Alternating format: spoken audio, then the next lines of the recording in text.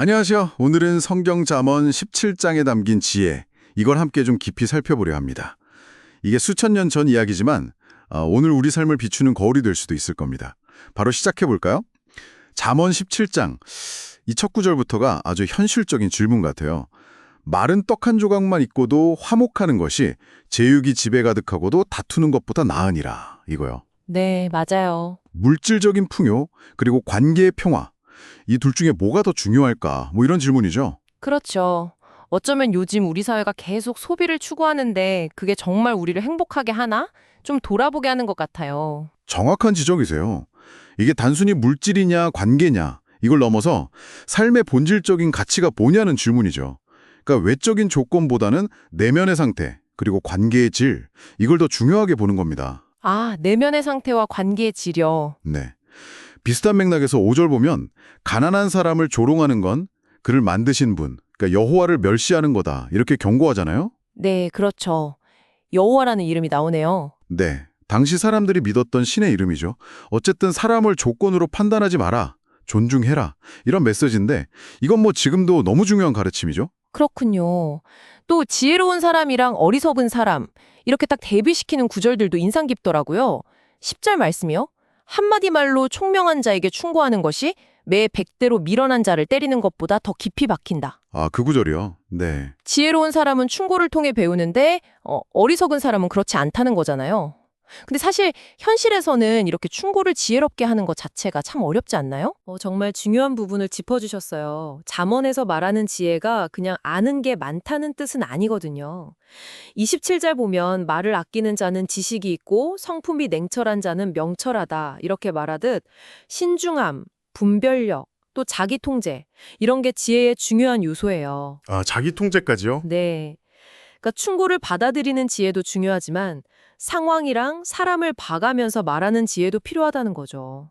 반대로 어리석음은 그냥 배우지 못했다 이게 아니라 자기 통제 없이 행동하고 말해서 결국 자기 자신이나 가정의 근심, 고통을 가져오는 걸로 그려지고요. 네, 21절, 25절에 그런 내용이 있었죠. 맞습니다. 심지어 28절에서는 어리석은 사람도 입 다물고 있으면 지혜로워 보일 수 있다 이렇게까지 말하니까 침묵의 가치 이것도 생각하게 되죠. 와, 정말 말과 침묵의 무게가 느껴지네요. 이런 내면의 지혜가 또 진실함, 정의 이런 주제로도 연결되는 것 같아요.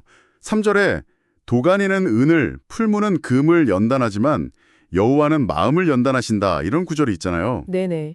이게 꼭 시련을 통해서 우리 마음이 정화된다 뭐 이런 의미로 들리기도 하고요. 맞습니다.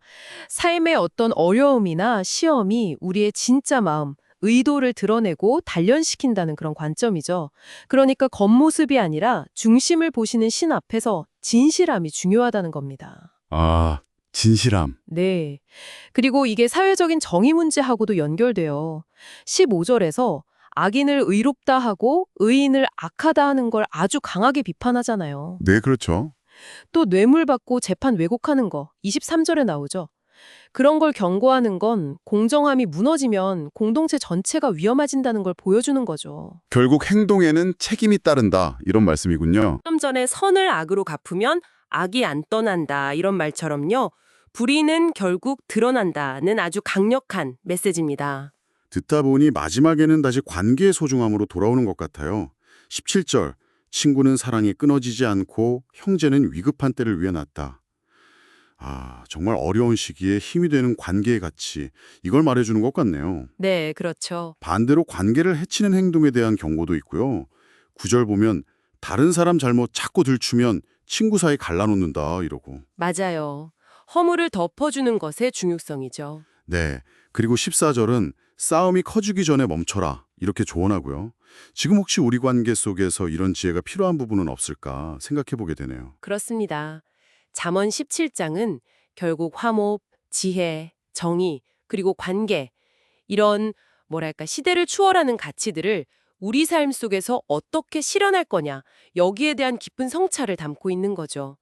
핵심은 우리 마음 상태가 생각과 말, 또 행동으로 어떻게 드러나고 그게 어떤 결과를 가져오는지 이걸 좀 직시하는 것 같아요. 네, 오늘 잠언 17장 보면서 관계의 표화, 또 지혜로운 삶의 방식, 정의의 중요성, 그리고 변치 않는 우정의 가치, 이런 것들에 대해 생각해 봤습니다.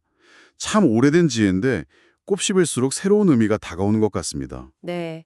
이 구절들이 오늘 당신의 일상에 작은 영감이 남아 혹은 어떤 질문을 던졌기를 바랍니다. 네, 오늘 이야기를 이제 마무리하면서요.